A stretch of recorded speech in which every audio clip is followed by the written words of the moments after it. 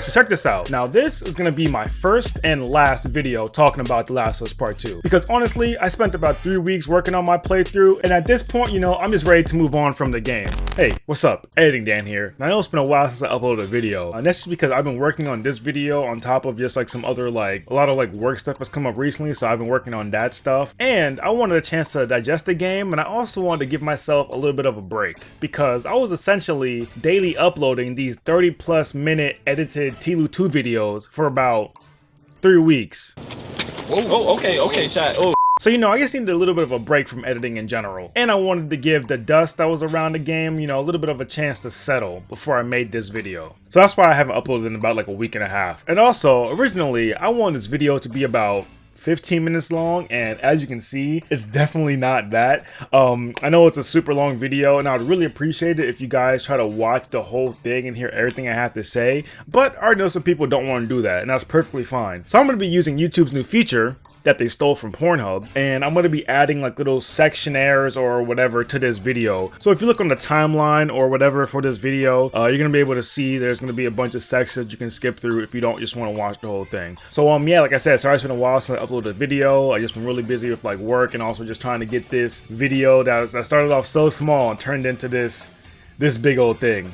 Pause. But yeah, let's get back into the video. Now, I personally enjoyed the game and thought it was a masterpiece. Now, was there some really stupid things in this game? Yeah, there were. But there was also a lot of really cool and dope stuff in this game, and for me, the dope stuff outweighed dumb stuff, and that allowed me to enjoy this game a lot. And the reason why I consider it a masterpiece was because my personal experience with the game was one that I never had playing a video game before. The gameplay, the story, the characters, just like the overall, just like emotional roller coaster that I went through playing this game, like all that stuff just combined to make such a unique experience for me. And for that reason, I consider this game a masterpiece. A flawed masterpiece, but a masterpiece nonetheless. Now you may be asking, Dan, why are you putting so much emphasis on certain words just now? Well, you know, that's just because, warning, this video contains opinions that might not align with yours. This is not a personal attack on you. I am not the enemy. So please, save your stupid comments, because trust me, I will screenshot them and put them on Twitter for us all to laugh at. That is all. So after I finished The Last of Us Part 2, I went on Twitter and, you know, I put out a few tweets. And essentially, what we're going to be doing in this video is going through those tweets and just like looking at people's replies and the conversations that people were having, and essentially weighing in on the conversation, you know, giving my 2 cents and stuff like that. So without further ado, let's get into it. Now, one of the first tweets that I put out was this: now that I finished TLU 2, I can finally look at my Twitter and Instagram DMs again. Oh boy, can't wait to see what people were trying to tell me all this time. Now, around the time that, you know, The Last of Us Part 2 leaks came out, I had like a bunch of just like people making fake accounts and doing all this extra stuff, you know, essentially just trying to send me spoilers and stuff for the game, you know. Now, it got to the point where I had to, you know, block people and eventually just turn off my notifications altogether on both Instagram and Twitter. So I can't find any of the Instagram stuff, because I think on Instagram, like after a certain period of time, if you don't agree to looking at the message that somebody was sending you, because like they have the option where you can just like choose for people to like have to request to message you if they're not following you or if you don't follow them or whatever. I think after like a certain period of time, Instagram just gets rid of them. At least I think so, because I can't find any of the messages that, you know, people were sending me. But I do have some of the Twitter DMs that people were sending me. So let's see what some of those people had to say. And also, spoiler alert, of course, for this whole video, you know, we're going to be talking about the game and events that happened. So yet you have been warned, okay? From Kevin 21963091. Joel dies. Ellie dies. From Kevin 96305805. Joel dies. Ellie dies. Ellie's GF dies. Joel dies. Again. Asian guy dies. All to a transgender. From BNSNW2, which is the second account because I'm pretty sure I was able to block the first one. Ellie dies. Joel dies. Tommy yeah, dies. Asian guy dies, all to a transgender. All right, so I think we're getting the point here. What's funny about these DMs is that they're not even right. Like, I didn't read the leak, so I don't know what they said, but is this what the leak said? It's like, I just think it's funny how these DMs aren't even correct. They're like maybe 20 to 30% correct and then just nonsense. There are some more here, but they're all just like pretty much doing the same thing where it's just like Joel dies, Tommy dies, Ellie dies, Jesse dies. I think we get the gist. Now, the next tweet that I put out was, why didn't you like The Last of Us Part 2? I actually want to hear people's reasons, but I don't want to watch these 50-minute biased clickbaity ass videos. So let's be civil and let me know if you liked/didn't like the game and why. Like I said, I kind of just wanted to see where people's minds were at, you know, like with the game in general. And I didn't want to watch all these goofy clickbaity videos, you know. And I actually got some pretty dope responses from you guys, you know, some really just like reasonable critiques or reasons why they didn't like the game. So most of the replies were like that, and some of them were just I mean, they were words that were put together in somewhat of a coherent sentence, I guess. Let's get into this. Now, my boy Crazy Wizard says, I like the game because it tried and succeeded in making the player understand and relate to the antagonist, though Abby's another protagonist if you really think about it in a story about revenge. It was a ballsy move by Naughty Dog, and I commend them for an amazing narrative. I would say that Naughty Dog definitely tried, but as far as like succeeding with what they tried to do, I wouldn't go that far. There were a lot of people who, after Joel got smoked, people just kind of just checked out. But I do agree that that was a ballsy move for Naughty Dog to do. Like, I was trying to think to myself, like, what other game company could do something that was arguably dumb / wild / unexpected, but also at the same time kind of brave, you know, because it's just like you're kind of putting your company on the line right now by like starting the game off like this. I definitely commend Naughty Dog for taking that risk. I don't think there's like any other game company that would do something like that, because like it would just affect their bag too much. So I don't really think that it was like super successful in like making people relate to the antagonist, because I've had people just like, bro, I hate Abby. Abby's this, Abby's that, la la. And then especially like after Joe got smoked and then you start playing as Abby, that pissed some people off even more. Was it a success? It depends who you're talking to. But I do agree about, you know, Abby essentially being another protagonist, because she wasn't even a villain in my opinion, but we're gonna get to that later. All right, so from my homie Stufu, the main reason I have issues with the game is because I didn't like the way it ended. Ellie literally loses everything. I don't like stories that leave you in an area of hopelessness or despair, plus the whole biting off her 2 fingers added insult to injury. You know, this is a fair criticism of the games. You know, some people like to have that moment where, you know, we're the hero, we're riding off into the sunset, we achieved our goal. Some people kind of just like need that simple, just like we got to get from point A to point B, the game is over, like structure. Like some people like need that, and that's fine. You like what you like. Me personally, I can go for either one, but I am more of like a fan. I said this in my final playthrough video, like I'm more of like a fan of games that have like darker endings. So like I said, I can understand with people not liking the way the game ended, because it kind of did end and kind of like, depending on how you're looking at things from like kind of like a shitty point of view, because like some people looking at the ending are just saying like, we went all this way to kill Abby, we didn't even get the chance to do that, we lost Dina, we lost our fingers, and it's just like, bro, like, why? But like for me, the way I looked at the ending was kind of just like, she might have lost like Dina, her 2 fingers, and quote unquote everything, but the way I looked at it was like she gained the ability to move on with her life, you know, like now she can be able to sleep and eat, and she's not going to be having like all these PTSD flashbacks anymore. Like she might, we don't know, but like I feel like now she can at least know that she ended things on her terms. Like she had the choice and she made it. Now, if you want to argue that the writing was bad, that like she shouldn't have done that, like sure, you can argue that. But this is how I felt, is that like I see it as like now she can finally just like get on with her life and not have to, you know, have the burden of being upset at first Abby and also at Joel, because Joel kind of just like kicked this whole thing into motion. Because like she says, like Joel like literally took away the purpose purpose, what she felt like was the purpose for her life, you know? But now that she's like over that, she can finally like move forward and make her own purpose, essentially, or like find her own purpose. So that's kind of how like I looked at it. But yeah, like I said, like I understand why some people were upset at the ending, just because it did suck. Like I said it in my playthrough video, like I really wish that we could have came to this like this epiphany without losing Dina or my two fingers. Like I said this, but for some people, like it literally just takes you being in that moment to realize, you know, what you need to do. Like some people can't just believe that fire is hot. They just have to get burnt to realize it, essentially. I don't know. I don't even know if that's a good analogy, but that's how I felt about the ending. And when it comes to the whole Ellie getting her fingers bitten off thing, this is essentially how I felt about that moment in the game.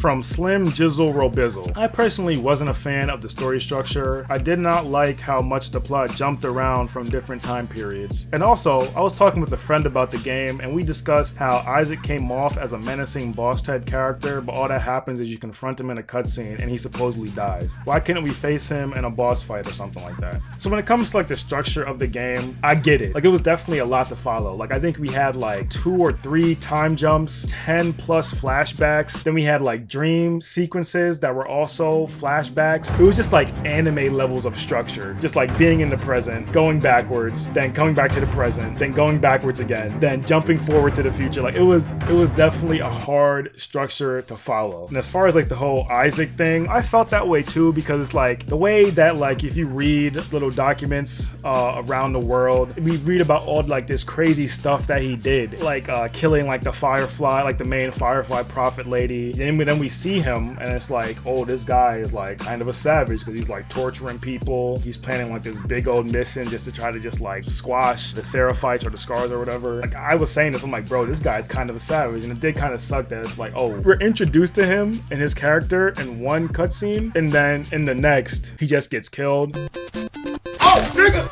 I definitely wish we could have had like a little bit more of like development on that side. It can be argued that it's like this game took place over the course of like 3 days, at least like the main game. It took place over the course of 3 days. So I guess you can kind of blame Naughty Dog writing. Like they could have been able to like write Issac into the story a little bit more and have him feel more menacing and have more of like an apparent presence instead of just like, hey, if you read this random note that you may or may not pick up, you learn about him or whatever. See, but then it can get counter-argued where it's just like, why are we spending so much time on Abby and her problems? Let's get back to Ellie. So I definitely felt like they could have, you know, elaborated a lot more on Issac. And then Bobby Barks commented on his post saying that like, I think they cut some of Issac from the story. He was quite an interesting character and was played by Jeffrey Wright, who was a huge actor and worked with Haley Gross and Shannon Woodwork on Westworld. Like I definitely believe like that's true, that they definitely probably just like cut some of his stuff out for reasons. I don't know why, but I definitely feel like they might have done that. And I feel like we might maybe like in DLC get to experience like a little bit more of like Issac and kind of like, you know, like his savageness. That would be sick if they kind of did that. From Sergeant Firefly. The reason why I didn't like this game is how Joel acted. In the first game, he knew the hunter was trying to fake him out, so why would he just walk in the center of the room and tell who he is? And I forgot that before Abby went to Jackson, she said she had to leave where Tommy is. So why didn't they react the same way when they heard Joel's name? And also Tommy would have noticed earlier that Abby took the shotgun from Owen right after Joel told his name. No sense. Sorry for bad English.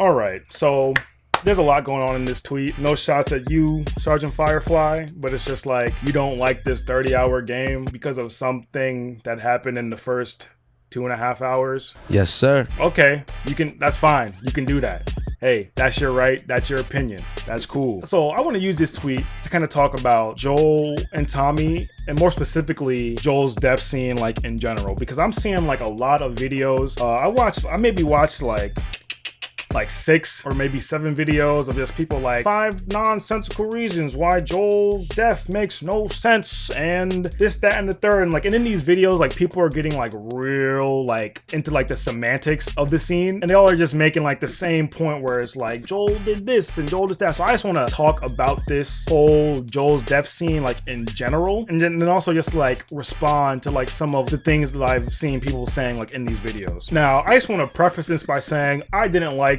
Joel's death scene. I didn't like how he died. Naughty Dog definitely did him dirty. I personally wish that he would have went out in like, you know, blaze of glory, take at least a few of those bums with him, but he didn't. So when it comes to Joel, I see a lot of people saying like, yo, I don't like how Joel acted. He wouldn't have acted like this. And then they use the same two examples from the first game for why Joel would have acted like he did in this game. So they use the example of at the opening of the game, Joel refusing to let people into the car when he's driving with Tommy and his daughter Sarah. Let's see what they need. What do you think you're doing? Keep driving. I got a kid, Joel. So do we. But we have room. Keep driving, Tommy. And then they use the part of the game when he's driving with Ellie. Some hunter rolls out onto the street pretending he's hurt, and Joel's able to spot that, you know, he's faking, that it's a trap.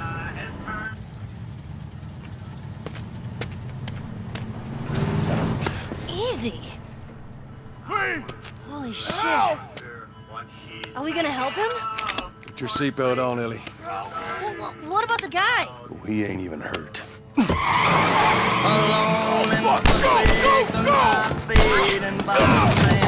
Like, yes, these were definitely like character defining moments for Joel in the first game, but like we also have to look at the context as to like why he did these things. So one, let's talk about, you know, how Joel was refusing to let people into the car at the start of the first game. Before any of that happened, these were the things that happened leading up to that point. We're seeing all this like stuff on the news talking about sick people and the outbreak and this, that, and the third. Then we see the hospital blow up, and then we see Joel get attacked by his neighbors who are apparently like infected or whatever, and he has to shoot them and kill them or whatever. So essentially it's like chaotic. Nobody really knows what's going on. So of course, if you come across like some random family, like of course you're not gonna stop and pick them up. Like I just said, like it's chaos. You don't know what's going on. You got buildings blowing up. You got your neighbor who you thought you knew, who you thought was cool. He's infected. He's trying to kill you. So you don't know what this family, what kind of baggage they got, because you don't even know what's going on with yourself, right? Like you're still trying to figure things out. So of course, like it doesn't make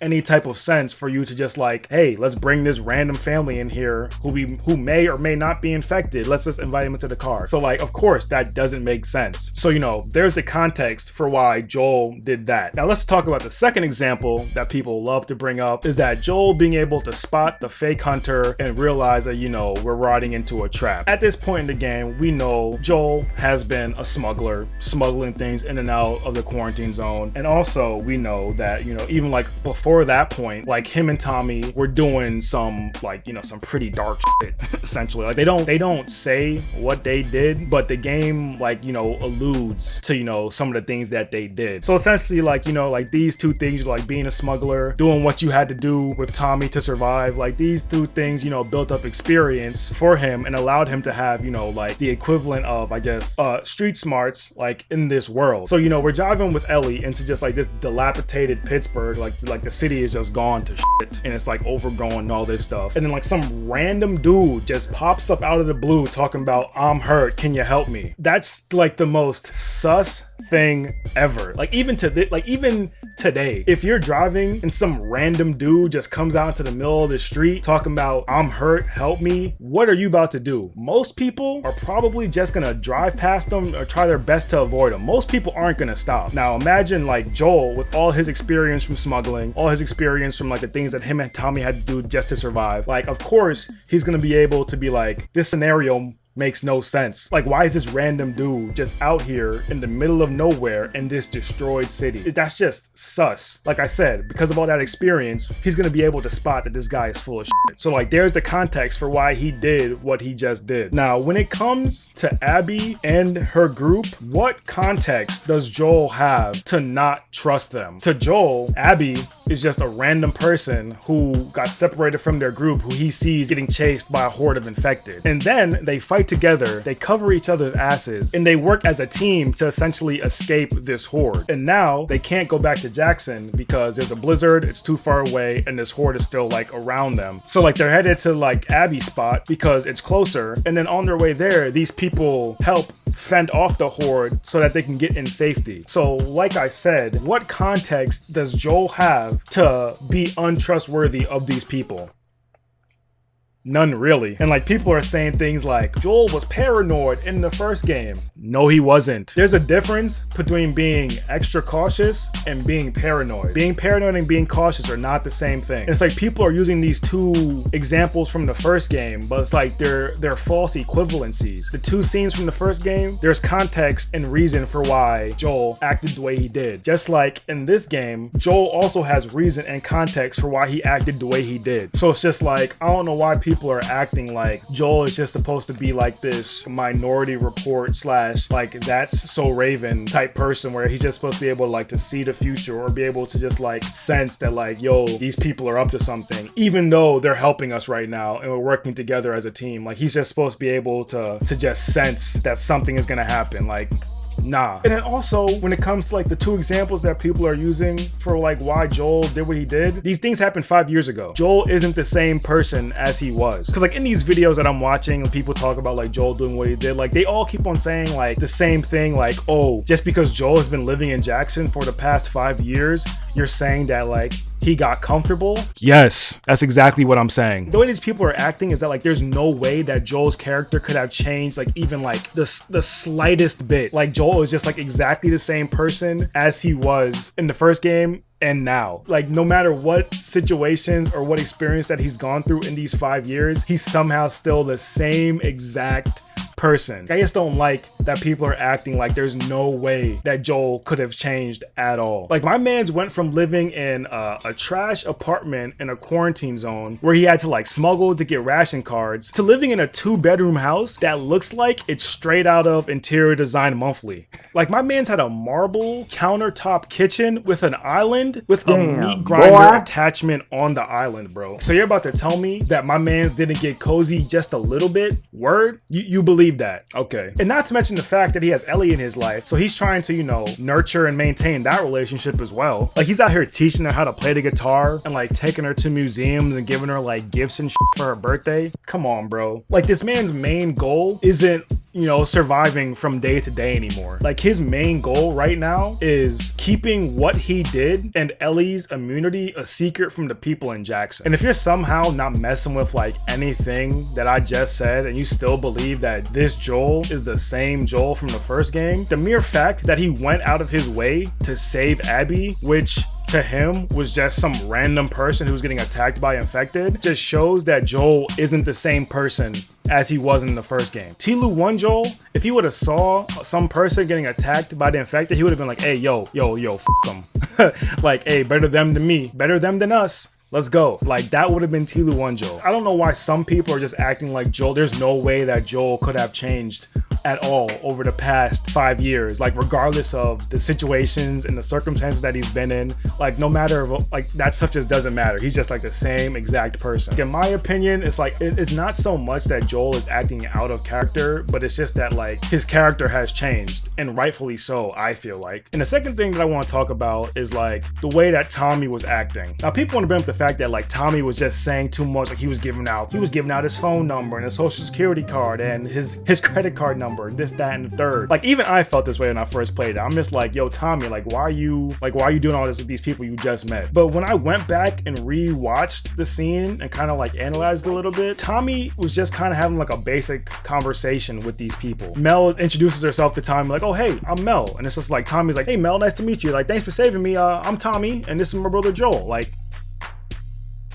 Is that crazy? So like say you're at like a gathering or something and someone I guess comes up to you, just starts talking to you or whatever and just like, oh hey, nice to meet you, my name is Dan. Like what are you gonna do? You're gonna shake their hand and introduce yourself too, right? And I don't even want to hear that you won't do it. Unless you're an asshole. Now, of course, you can argue like, well, I'm not just gonna talk to some random person or whatever, but like I said, you also gotta look at the context of this scene because like I said before, they don't really have any reason not to trust these people and these people did just help save them. So it's just like, they're just having small talk, introducing each other, chatting. That's it. That's all they were doing. I don't know why people are acting like Tommy being nice to the people who just helped save him is like crazy. This is how people wanted Joel and Tommy to react to the people. Oh hey, I'm Mel. You back the fuck up, bitch. That's like legit how people wanted Tommy and Joel to react. Like, no cap. Even if you look at the conversation, like there was like an equal exchange of information on both sides. Because like I said before, they have no reason not to trust each other really. Because like we just saved Abby, you just saved us, you just covered us getting into here. There's no real reason for us not to really be trustworthy. And they're just like exchanging information. They're just chatting, small talk. It's not that big a deal. To me personally, like I said, we got opinions here. And then like, sure, you know, Tommy offered them some stuff or like, hey, you can come back and restock. Okay, I'm pretty sure it's safe to assume that like Jackson isn't opposed to like newcomers, let alone just like people passing through. And that's what they said they were doing. They were passing through. Like Joel even mentions that like he traded for coffee with some travelers who were just passing through. Like I said, like they weren't doing anything crazy. Like people are acting like Joel and Tommy were like legit like tap dancing for these people. Like, nah, it wasn't that deep. They weren't doing anything that's above like small talk. And of course it just happens that these are people you're looking for. That's pretty convenient, but besides that, like it was just small talk. Like, and like I said before, like in these videos that I watch, people like to get like really into like the semantics of the scene, where it's like Tommy was standing right here and Abby was over here with Owen and she takes his shotgun and walks over here, so Tommy should have been able to see Abby take the shotgun and then say something about it or do something about it, as if it's unusual for somebody to have a shotgun in this world. Like Tommy's supposed to see Abby with a shotgun and just think, whoa, she's about to shoot Joel. And even if he did say something and see something and say something, like what is Tommy gonna say and do in that like 1 second that's gonna like kind of change anything? It's like, sure, he could have warned Joel, but like people are acting like Joel's about to turn into John Wick and just start bodying everybody in the room. Like, nah, that's not what's gonna happen. Maybe he would have been able to avoid getting shot, take out a few people. Maybe. Now, it is stupid that they didn't have guns on them. That's stupid to me. You can blame bad writing. Like, I think it's kind of dumb to not have the strap on you. That was kind of dumb. But yeah, like, there's so much more stuff that I could say about this scene, but I feel like at this point, I potentially might be just talking to a brick wall, because there's no, like, matter what I say, there are still gonna just be people who are mad that Joel got clapped, which is fine, and I understand that because it was definitely a tough scene to watch. I didn't like the scene. I wish they would have done something different, something a little later on in the game. Like I said, I wish he would have went out better, but he didn't. But I just want to give you guys some food for thought and essentially just like weigh in or give my opinion on, you know, some things that I saw and heard people saying about, you know, Joel and Tommy's actions, essentially. But this was a very long section. Let's get back to these tweets. Bro, Ellie lost everything, even her finger. Sure, Abby lost her muscle, her lover, friends, but still. Also, Abby was just a terrible character. She's a coward as well. You can't tell me that she couldn't beat Joel in a fist fight. She was bigger, stronger. Bad writing is to blame. I kind of explained how I felt about the ending of the game and then like Ellie losing everything. I kind of already explained how I felt about that, but I just like how it's just like, sure, Abby just lost her muscle, her lover, her friends, her family, her dog, her cat, but still. And it's going as far as calling Abby a coward. I wouldn't say that she's a coward, because it's just like, bro, she literally was crossing skyscrapers when she's afraid of heights and just like going into the heart of the enemy camp. I wouldn't say she's a coward, but in that instance, I would say she wasn't being cowardly. I was just saying that she was being like opportunistic. You go out looking for the guy who killed your dad, and then you somehow just luckily somehow run into him in a blizzard while being attacked by infected. But it's just like I wouldn't go as far to call her a coward just because she shot Joel without like fighting him, because like either way Joel was getting bodied by Abby regardless. There was one reply to this where it was like, Joel would destroy her in a 1v1. He's got way more years of experience on Abby.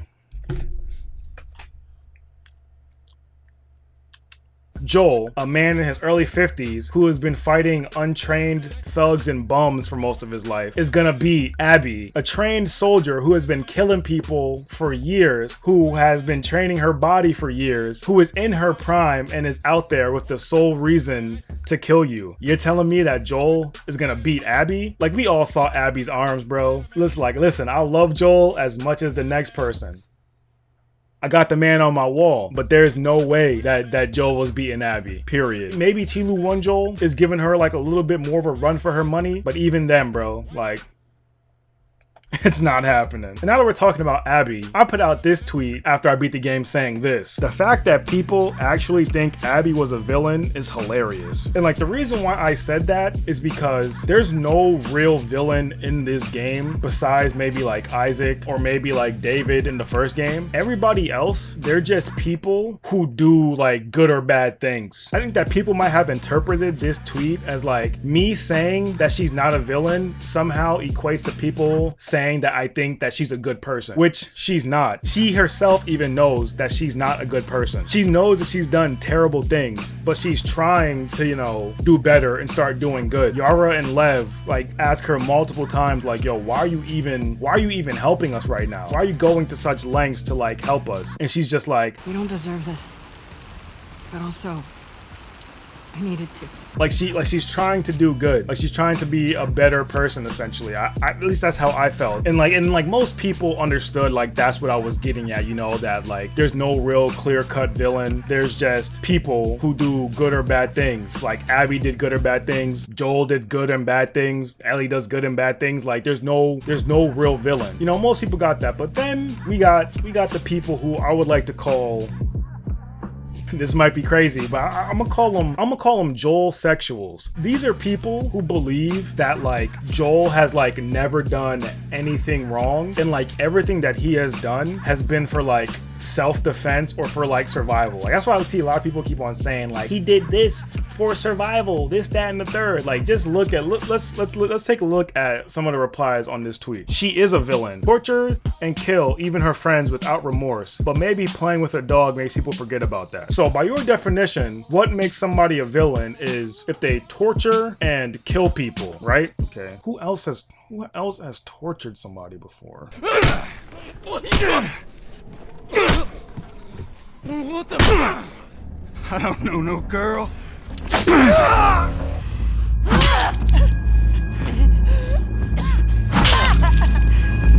And who else has killed before? You can still do the right thing here. A few moments later. Let me go. Please. You just come after her.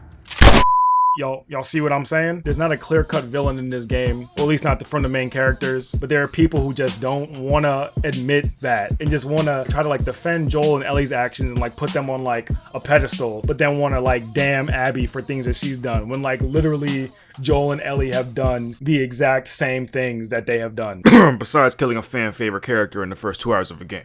From Alec Duckus, facts. The fact that people truly think Abby is good were simply duped by Naughty Dog's amateur attempt at making a basic revenge plot. Abby has done so many f***ed up things. She's Isaac's top scar killer. She tortured Joel and was completely fine with it. She slept with a man who was going to have a kid with another woman. She showed no remorse to Manny being shot in the face right in front of her. And she even said good after finding out Dina was pregnant and revved up her knife against her throat. How's someone like that good? Haha. I never said Abby was a good person. Never said that once. Like I said, people think that like there's just like this clean cut good and bad guy. Like it's not. It's honestly a matter of perspective, which is why they allow you to play as two perspectives in this game. But let's get back to this tweet. I don't know why people keep on like bringing up like she's Isaac's top scar killer. Okay, if you want to try to defend like Ellie and Joel saying that they only act in self-defense and for survival, these scars were trying to kill Abby too. So yeah, she killed him. She's good at killing people. Okay, she tortured Joel and was completely fine with it. See, now this is when the whole it's a matter of perspective thing comes back into play, because they show you Joel's death from two perspectives. The first one from Ellie's, and then you see Abby's. Now if you watch closely, actually, I'm gonna get back to this. She slept with a man who was going to have a kid with another woman. I mean, okay. It takes two to tango. Like Owen was down to clown too. Abby was actually ready to punch Owen in his face, but then Owen was the one who initiated this whole thing, so is Owen a villain too? There are points in this game where Mel is even acting like Owen isn't even like a part of like the picture. I'd rather not sit around if I don't have to. No one's okay with this? Why would it be up to Owen? So let's not act like Owen and Mel were like star-crossed lovers and Abby like forced her way into their relationship and ruined it. Now I'm not saying that like cheating on people is cool. I'm just trying to say that doesn't make you a villain. Like that's just you did something that was bad. It's f***ed up. It doesn't make you a villain though. She showed no remorse to Manny being shot in the face right in front of her. Why would she be showing remorse to Manny getting shot? But like she did have a reaction to Manny getting shot.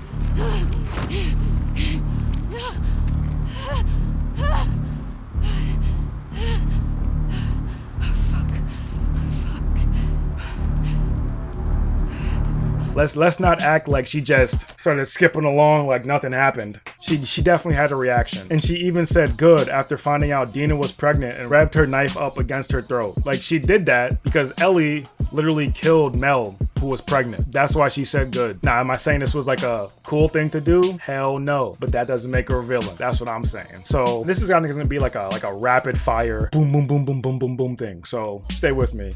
So my boy Bobby Bark said, replying back to the guy who was like, oh, she killed and tortured and did that and the third. Like, of course she's a villain. By this definition, Ellie and Joel are also villain. That's the whole point of playing as both sides. There is no good person or bad person. There's just people who do good and bad things. That's what this game wants you to think. But if you look at the facts, Joel and Ellie are survivors who do what they do to survive. Ellie does not torture anyone. She gives Nora the choice to die quickly. And there is a huge difference between self-defense, killing, and torture. Lower Than Average comes in and says, yeah, she definitely tortures Nora for information about Abby. How can you not call that torture? Ellie wasn't doing that just to survive, which is true. Huge difference between killing and torture. She did not take any pleasure in doing that, not like Abby. Her goal was to gain information, and after that, she had PTSD. If she was searching for true revenge, she would have took pleasure to kill Nora slowly. She did not want it to torture Nora. She pointed the gun at her first and saying she could go if she tells the truth. That's not true.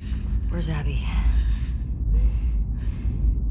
I'm fucking dead anyway. Why would I tell you anything? Because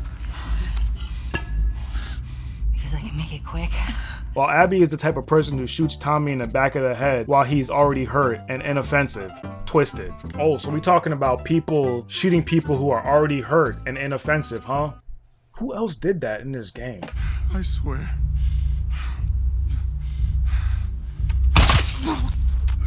Well, Tommy was in a WLF killing people with a sniper and shoots Abby's friend in the back of the head, so she wants revenge on that. In the back? No, he was killing people in front of him. Huge difference between killing and torture unarmed people and killing people in combat.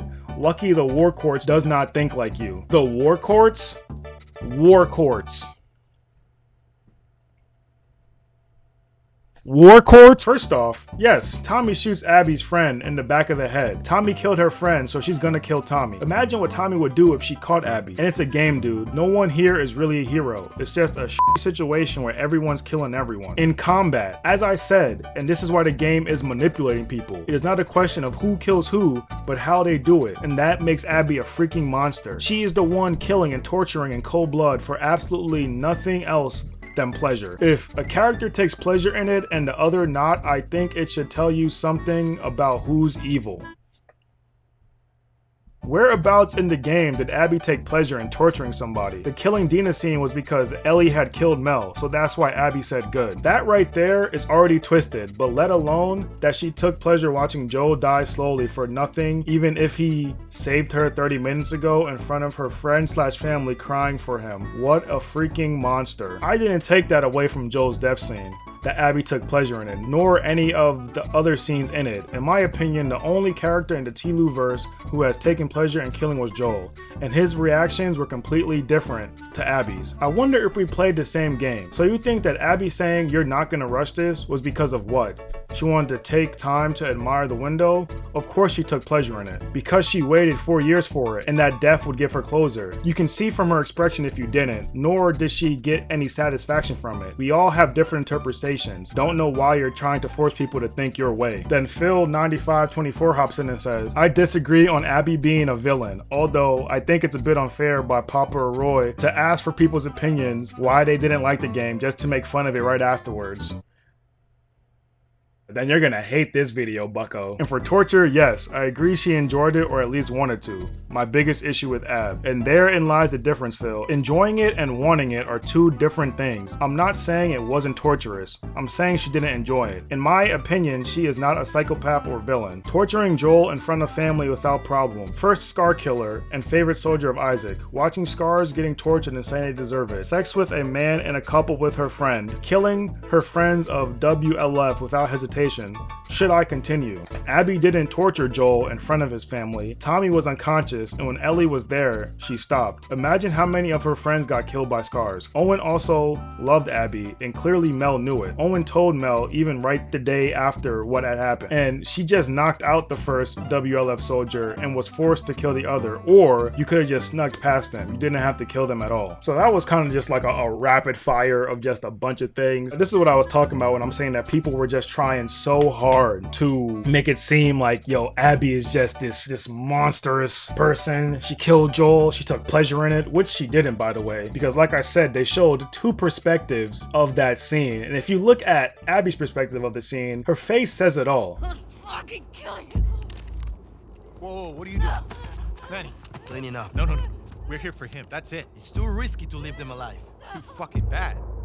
He's right. We can't have loose ends.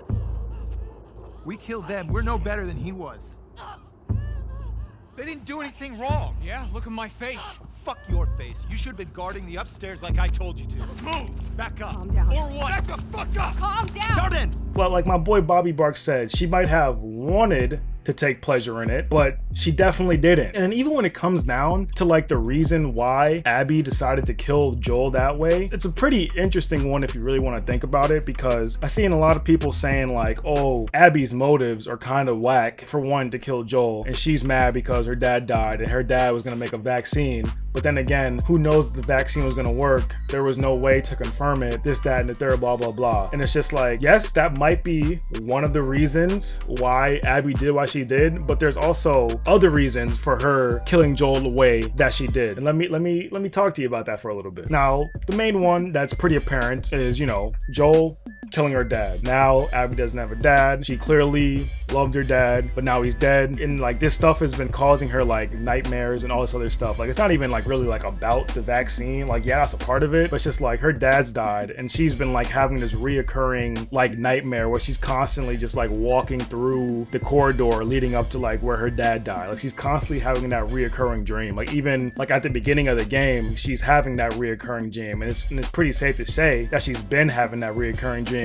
ever since her dad died. That's one thing, you know, her dad died, she's been having crazy nightmares, all because of Joel. Another one that might be a bit of a stretch, Joel doing what he did also disrupted her way of life, because the Fireflies were already on their last leg, but what Joel did kind of just squashed it. You know, like he killed the leader, killed a bunch of people, killed all the doctors. The Fireflies were pretty much done. So much to the fact that they had to like call everybody back and kind of just like regroup, you know? But like back to what I said, like how it like disrupted her way of life. It's like now she has nowhere to go. Now they have to go off and join like the WLF. Like they were displaced because of Joel's actions. Like Owen even says this in the game. What are they gonna do?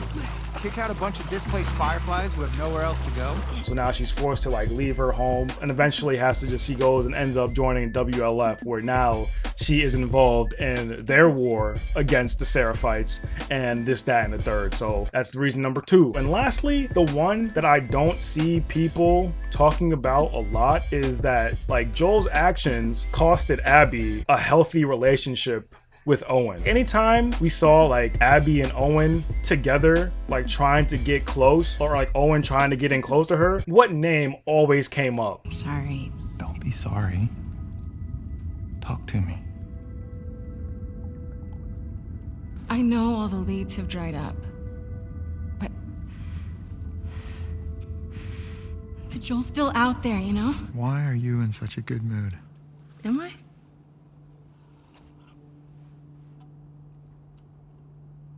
You should blow off training tonight. Abby, when the moon comes out... I found Joel's brother. Abby's fixation on just like wanting to find Joel and get revenge eventually like pushed Owen away from Abby to the point where they weren't together anymore. It literally pushed Owen into Mel's arms, you know, somebody who's not constantly trying to get revenge for her father's death. And then the morning of, Abby finds out that Owen got Mel pregnant. So that's kind of just like shot to Abby's chest. So now, even if she does somehow get over, you know, what Joel did, she can't even get back with Owen because now he's entangled with Mel. That's kind of Joel's fault if you really want to think about it. Like I said, he kind of just, like, her fixation on Joel's actions pushed Owen away. It's not that Abby didn't like Owen, but it's just like she was so fixated on Joel's actions and all that stuff that it was like, Owen was just like, bruh, like, you gotta either, like, you gotta get over this. And she just couldn't. Like, she needed to do what she had to do. And now, let's take all those things that I just had into consideration, you know, dad being killed, constant nightmares, way of life being disrupted, losing a relationship with Owen. All that stuff has been stewing in her, you know, over the course of, you know, 4 or 5 years or whatever. All that stuff has just been like stewing in her, right? She finally finds Joel. She shoots him and like she got Joel dead to rights and like she asks him like, yo, do you know who I am? And what is Joel's response? Why don't you say whatever speech you got rehearsed? Get this over with. The fact that he doesn't even acknowledge what the consequences might have been for his selfish act kind of just like triggers Abby. Like those 4 things I mentioned, I've been going through all this painful stuff for like 4 years and like you don't even like care that happened. You're just like, yo, let's wrap this up. And she's like, nah bro, we're not wrapping nothing up. These 4 years of pain that have all come from your actions, you're about to feel these 4 years of pain. That's why she like decides to, you know, pull out the golf club. Like even everybody's like, yo, like, what are you doing? Because like now it's decided. You don't even realize the damage that you have done to people's lives, bro. And that's how I see it, is the reason why she decides to torture Joel. And I'm not saying that it was right, because it definitely wasn't. It was messed up. It was hard to watch. But I understand the reasoning behind her doing that. And then people saying that she took pleasure in it is clearly not the case. Like I said, you can just look at her face. Like she thinks that like, oh, I'm getting back at him for not even acknowledging the fact that he's done all this damage to me, this, that, and the third. And like she thinks that, yeah, like this slow death is gonna feel so good, but you can tell that it didn't give her the satisfaction that she wanted, that she needed. Essentially, like Bobby Bark said, there's a difference between wanting to enjoy something and then actually enjoying something. Like there's a difference between those two things. These were things that I feel like people didn't even like take into account. Most people just saw this as some random who was killing like our favorite character in the game. Like that's what people have said, and honestly I can't blame them because that's how Naughty Dog set it up. So like that's a fair way to feel. But it's like I said, like if you really look at things and really analyze things, you can kind of see why she did what she did. This kind of just comes back to the point that I was trying to make, where it's like there's no real clear-cut villain in this game. There's people who do good and bad things. Like I said before, I'm just tired of seeing these Joel sexuals or whatever just try to come up with like every reason under the sun to try to like justify or defend Joel's actions. Just listen to this. Just listen to this. But Abby is clearly a bad guy, cold-blooded killer, torture and all. So was Joel, ironically. But in the end, you see she wants to move on from it. No, Joel was never a villain nor a hero, just a survivor. There is a massive moral difference between killing in self-defense to save a child and torture and kill of a man in front of his family. See, so like I like how this guy acknowledges that Joel is neither a hero or villain, but can't with Abby because she killed Joel. I find that extremely interesting. Joel was a hunter. You do remember, he did similar things. We never knew exactly what he did, and the game does not depict one of his victims from his period, but one of the Fireflies. He teaches Ellie to double interrogation. You need to be pretty messed up to think about that. See how he cold-bloodedly popped some guy's knee in part 1? He's a good guy to Ellie, but Joel wasn't great at all. In my opinion, just saying he killed her father made sense to tell. He only does this to save a child. I would have felt differently if we had to play these for the pleasure of killing with no other motives like Abby. And again, Joel killed her father in self-defense, and his father was about to vivisect a child without consent.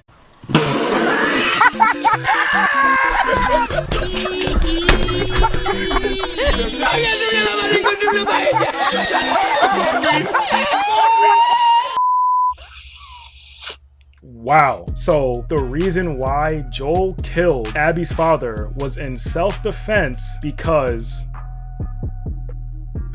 because they didn't have consent. Since you want to bring up consent, let me just say one thing. I want all the Joel sexuals to hear this. Joel is not Ellie's dad. There's a difference between being a father figure and being a literal father.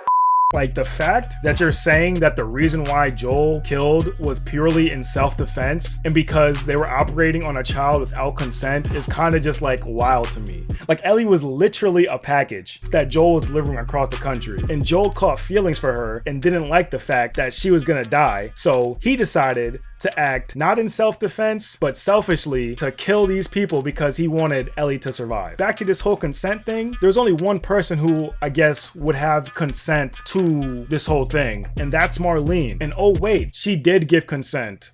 Look, Marlene. Do it.